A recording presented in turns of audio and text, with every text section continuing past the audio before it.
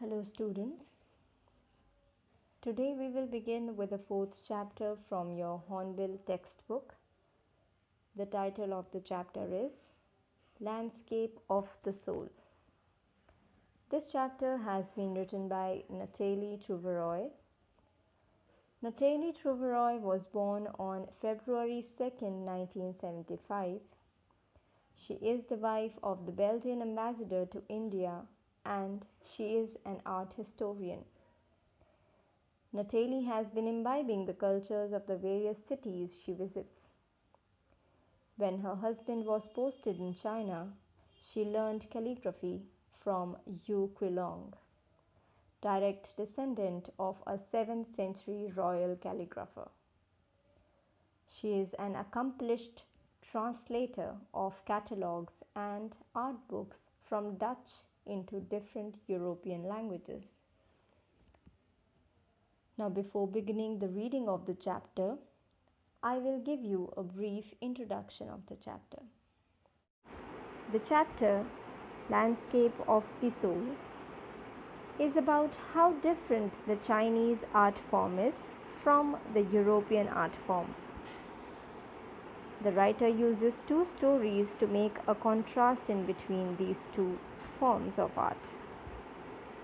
European art is about reproducing an actual view, whereas Chinese art is about not creating a real landscape. European art is an artist's way to let viewers show exactly what he wants them to see in the landscape. Chinese art is the artist's spiritual and inner voice where you can travel from any point, and it lets the viewer create a path for their own imagination. Let us now begin reading the chapter. A wonderful old tale is told about the painter Wu Daozi, who lived in the 8th century.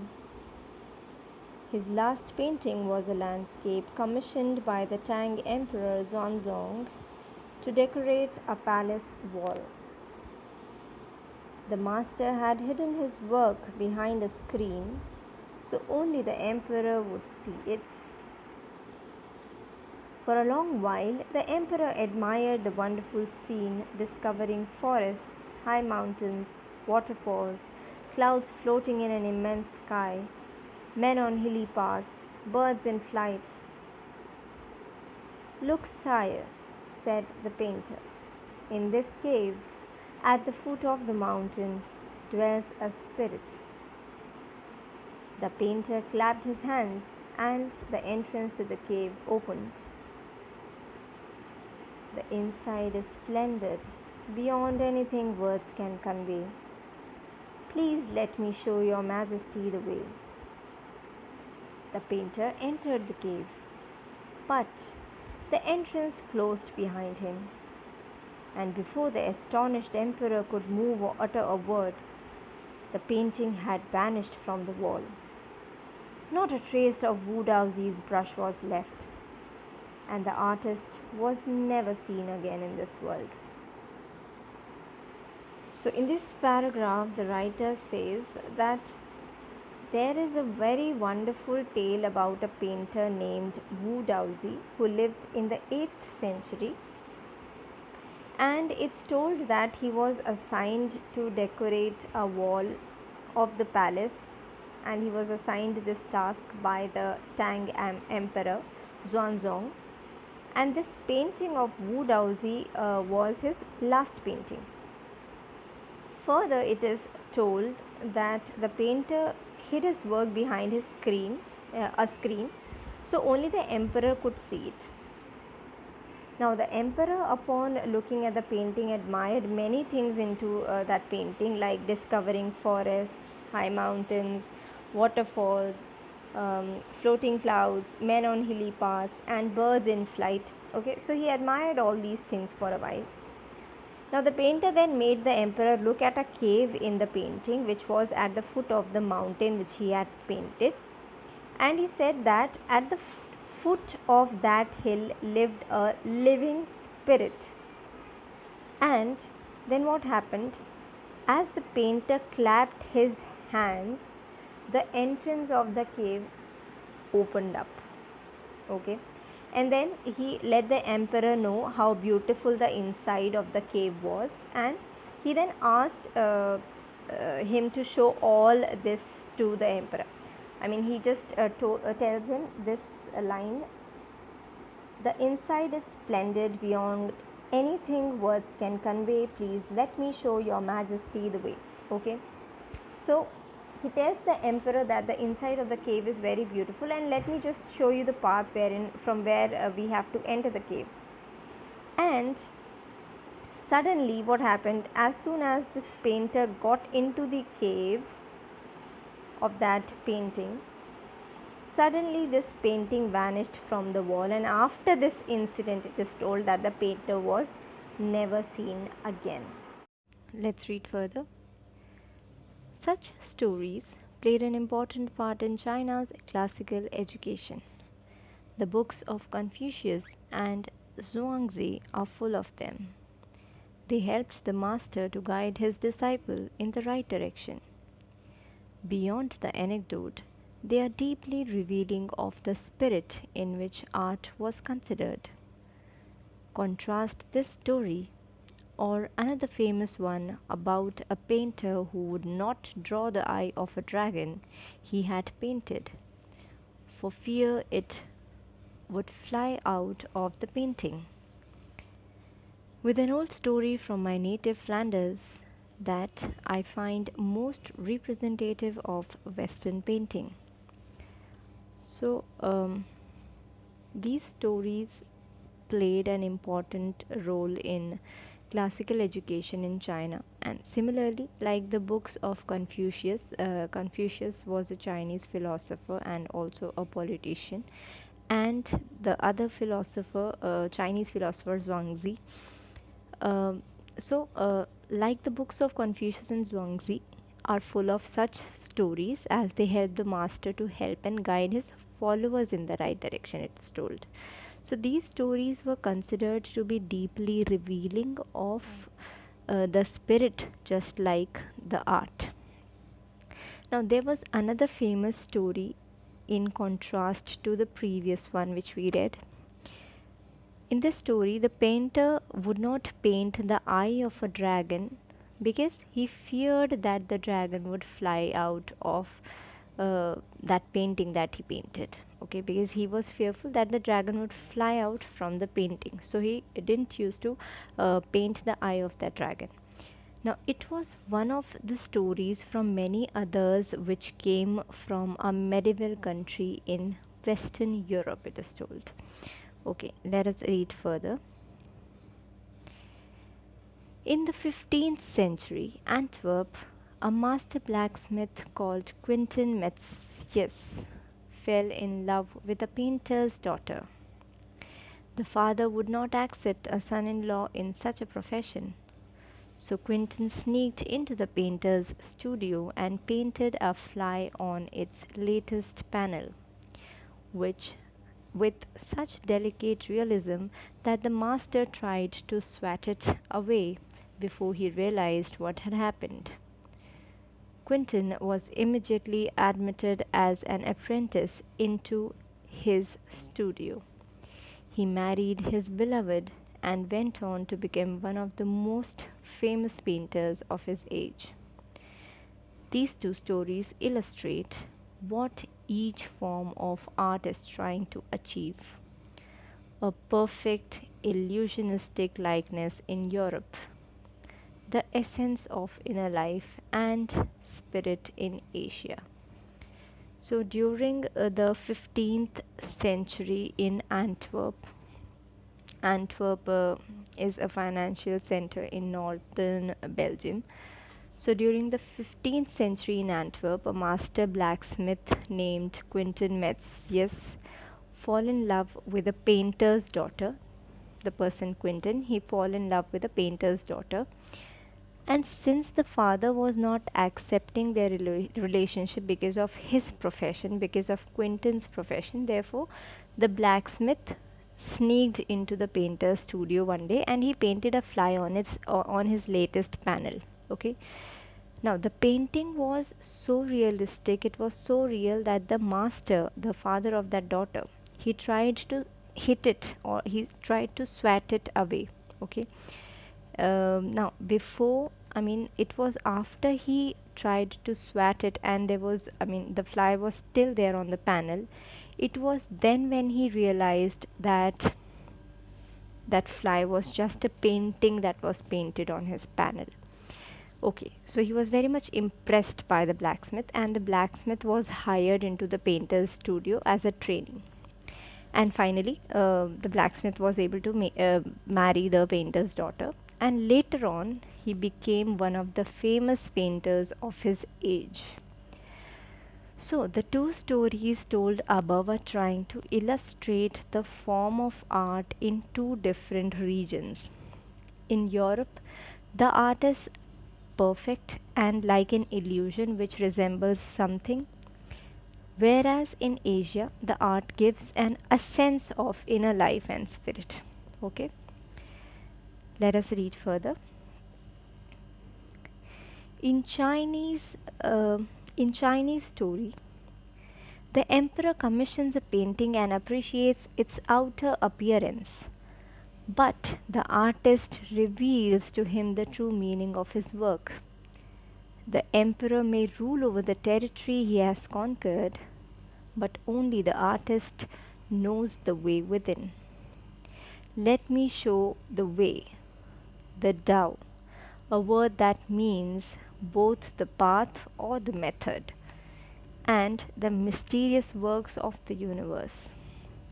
The painting is gone, but the artist has reached his goal beyond any material appearance. So, this paragraph says that in the Chinese story, what the artist does, the artist reveals the true story, or the true meaning of his work to the emperor. And what the emperor does, the emperor just commissions a painting and he just appreciates the outer appearance of the painting. So the emperor, though, rules over his country or rules over a territory, but he doesn't know the way within.